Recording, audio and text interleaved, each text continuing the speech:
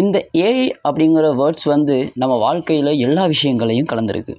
So கட்டாயம் நம்ம AI அப்படிங்கிற வார்த்தையை பற்றி நம்ம தெரிஞ்சிக்க வேண்டிய கட்டாயம் நம்ம எல்லாருக்குமே இருக்குது.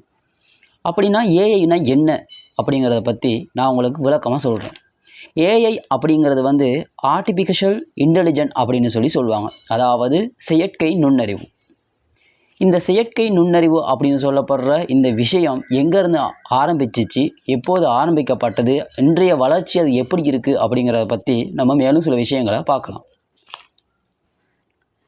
1950 ஏலன் டூரிங் அப்படின்னு சொல்லப்படுற ஒருத்தர் தான் இயந்திரங்களுக்கு செயற்கை நுண்ணறிவு இருந்தால் எப்படி இருக்கும் அப்படின்னு சொல்லி திங்க் பண்ணுறாரு. உதாரணமாக சொன்னால் எந்திரன் மூவி பார்த்த எல்லாருக்கும் தெரிஞ்சிருக்கும். நம்ம சிட்டிக்கு ரஜினி சார் கொடுப்பாரு பாருங்க, தானாக யோசிக்க பழகிறதுக்கு, அந்த மெத்தட் தான். ஆனால் இந்த கொள்கை அவருக்கு அக்காலகட்டத்தில் பொருளாதார மூலாதாரம் இல்லாதனால கைவிட்டார். அதற்கு பிறகு 1956 ஜான் மேக்கர்த்தி அப்படிங்கிறவர் தான் இந்த கொள்கையை சரியான ஒரு கோட்பாட்டு அடிப்படையில் கொண்டு வந்து ஏஐ அப்படிங்கிற பெயரையும் முன்னிட்டார். அவர் இந்த ஏஐ பெயரிட்ட முன்னிட்டு அதற்கு விளக்கப்பட்ட பெயர் என்னன்னு சொன்னால் கலப்பட புத்தி உணர்வு அப்படின்னு சொல்லி அதற்கு ஒரு பெயரையும் வைத்தார்.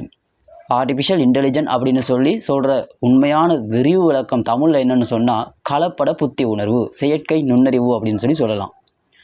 இவர் இதை கண்டுபிடிச்சி இந்த கொள்கையை சரியான முறையில் வழிநடத்தி 1970 காலப்பகுதிகளில் செஸ் விளையாட்டு, டிரான்ஸ்லேட்னு சொன்னால் நம்ம இன்றைக்கி தெரியும், கூகுளில் டிரான்ஸ்லேட்ங்கிற ஒரு பேஜ் இருக்குது சரியா, அந்த விஷயத்துக்கெல்லாம் பயன்படுத்தினது ஏஐ அந்த காலப்பகுதியில் தான். ஆனாலும் அதன் வளர்ச்சி அப்போ அது வெற்றி காணவில்லை. அதற்கு பிறகு 2010 பிக் டேட்டா ஜிபியு அப்படின்னு சொல்லப்படுற மக்கள் மத்தியில் புழக்கப்படுற சகல விஷயங்களுக்கும் இந்த ஏஐயை பயன்படுத்தினாங்க. உதாரணத்துக்காக மக்கள் ஃபோனில் யூஸ் பண்ணுற டேட்டாவில் தொடக்கம், ஜிபிஆர்எஸ் நெட்வொர்க் தொடக்கம், எல்லாத்துக்கும் இந்த ஏஐ அப்படிங்கிற செயற்கையாகவே அது மனிதர்களுடைய பொறுப்போடு சேர்த்து செயற்கையாக இணைந்து தன்னுடைய விஷயங்களை சொல்லக்கூடிய தன்மைக்கு கொடுத்தாங்க. ஆனாலும் அதன் வளர்ச்சி அப்பையும் என்ன செய்யலை, ஒரு சாதாரண பங்கைத்தான் வகித்து கொண்டிருந்துச்சு. மக்கள் மத்தியில் அதுக்கான எந்த ஒரு ஸ்பெஷாலிட்டியும் இருக்கலை.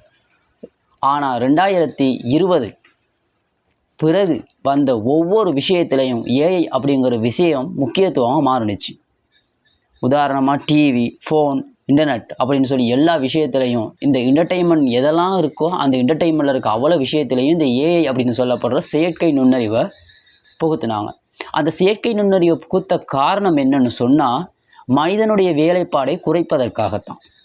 ஏன்னு சொன்னால் மனிதனால் சில விஷயங்களை தன்னிச்சு செய்ய முடியாத நேரங்களில் அவன் உடனே இந்த செயற்கை நுண்ணறிவை படுத்தி செய்து கொள்வதற்காகத்தான். இன்றைக்கி உதாரணமாக சொன்னால் ஃபோனில் கூட நம்ம ஒரு ஃபோட்டோவை எனிமேஷன் பண்ணித்தா அப்படின்னு சொல்லி ஒரு எஃப்ல சொன்னோம்னு சொன்னால் அது உடனே எனிமேஷன் பண்ணி தருது.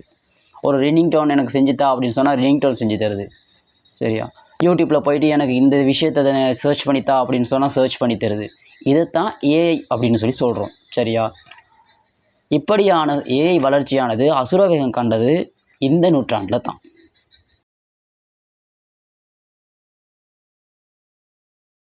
ஆனால் இந்த 2025 பொறுத்த வரைக்கும் இந்த ஏஐன்னு சொன்னால் ஒரு வித்தியாசமான வளர்ச்சி பக்கத்தில் போய்கிட்டு இருக்கு.